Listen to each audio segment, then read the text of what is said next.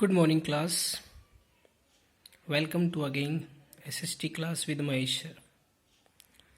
And we continue with our topic, that is globalization and the Indian economy. So as we discussed about the many more topics and also discussed about in liberalization.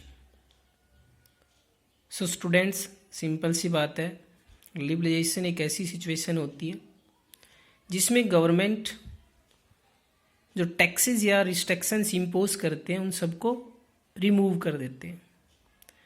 कहने का मतलब है, यदि हमें world trade को और perfect करना है, ग्लोबलाइजेशन को और ज़्यादा प्रमोट करना है, हमें फेयर ग्लोबलाइजेशन को फेयर फॉलो ऑफ में करना है, तो उसके लिए सबसे पहले लिबरलाइजेशन पॉलिसी को फॉलो अप करना होता है।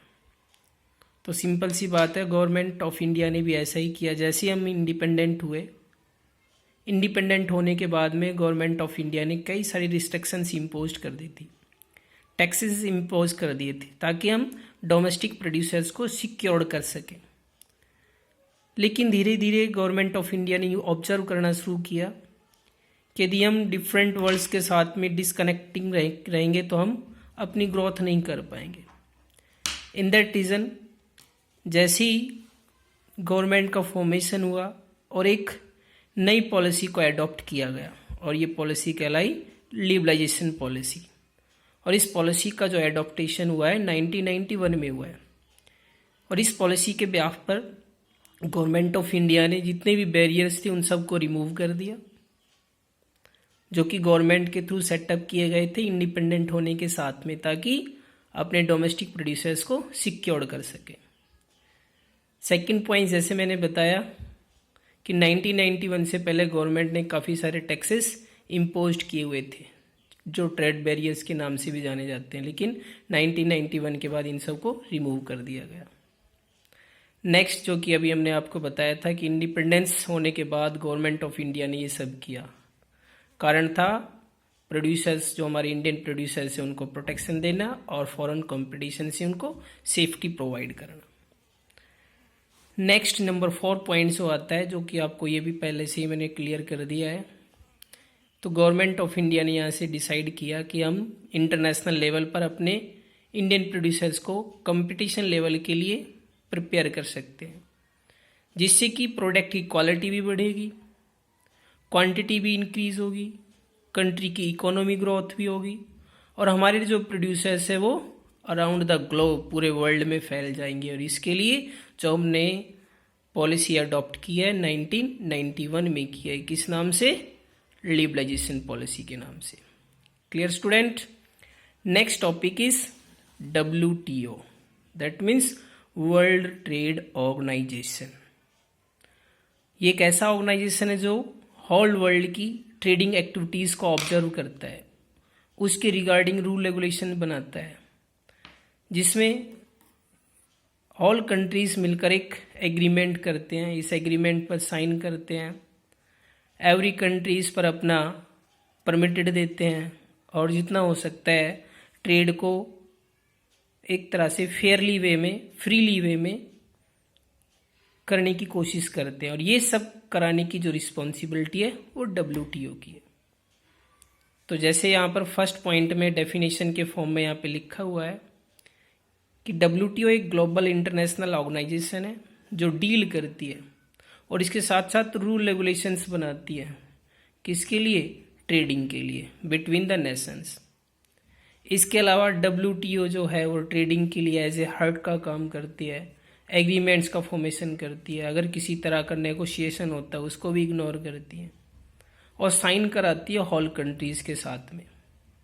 इसके अलावा there are parliaments two goal is the ensure that trade flow as smoothly, और इस तरह से जो ट्रेडिंग का फ्लो है वो स्मूथली हो सके और प्रॉपर वे में हो सके, और किसी तरह की कोई प्रॉब्लम क्रिएट ना हो, और साथ में ये जो ट्रेड होगा कैसे होगा? फ्रीली होगा, किसी तरह की कोई रिस्ट्रिक्शंस नहीं होंगी।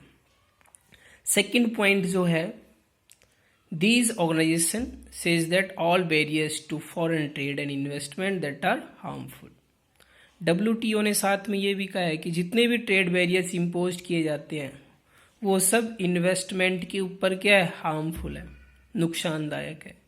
इन that reason WTO foreign trade पर किसी तरह के बैरियर्स को इम्पोज करने से रोकता है। इसके साथ साथ there should be no barriers, और वो ये भी कहता है कि किसी तरह के कोई ट्रेड बैरियर्स इम्पोज ना किए जाए। सो सिंपल सी बात है, WTO एक वर्ल्ड ऑर्गेनाइजेशन है जिसका मेनली फंक्शन है रूल रेगुलेशन बनाना, ट्रेड को स्मूथली प्रॉपर वे में रन कराना, ऑल कंट्रीज को उसमें मेंबर्स कराना, और इसके अलावा एवरीवन प्रॉपर वे में ऑर्गेनाइज्ड हो सके, ये सब एक्टिविटीज करने का वर्क WTO का है। नेक्स्ट आता है number 3 points, that is the WTO establish rule regarding international trade and sees that these rules are obeyed. WTO rule regulations बनाता है इंटरनेशनल ट्रेड के लिए, और साथ में ये भी देखता है कि इन रूल्स को सभी पालन करें, कोई इनको ब्रेक ना करे।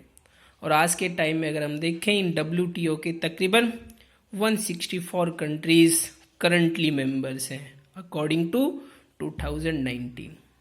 और लास्ट में जो नया मेंबर ऐड हुआ था WTO के अंदर वो था Afghanistan. Which one? Afghanistan is the last country join the WTO। So students, WTO जैसा कि आपको बताया एक वर्ल्ड ऑर्गेनाइजेशन है, ट्रेडिंग का ऑब्जर्व करना, रूल रेगुलेशंस का फॉर्मेशन कराना, ट्रेडिंग को फ्लो में स्मूथली वे में लेके आना, और जितना हो सके वो फ्रीली पॉसिबल कराता है कि ट्रेडिंग किसी भी तरह का ऑब्स्टिकल्स उनके साथ में स्टैंड ना हो। इसके साथ साथ वो ऑल बैरियर्स को रिमूव कराने की पूरी कोशिश करता है, क्योंकि अगर बैरियर्स होंगे तो सिंपल सी बात है वो सबसे ज़्यादा हार्मफुल किसके लिए होंगे, इन्वेस्टमेंट के लिए होंगे। सो दैट WTO एक इंटरनेशनल ऑर्गेनाइजेशन है जिसका काम है ऑल ट्रेड बैरियर्स को रिमूव कराना और प्रॉपर वे में रूल रेगुलेशंस को इम्प्लीमेंट कराना। सो स्टूडेंट्स, अब लास्ट क्लास और बचती है, 2 टॉपिक्स और लेफ्ट है, उन 2 टॉपिक्स को नेक्स्ट डे में डन करेंगे और आपका लेसन ओवर हो जाएगा। Thank you class.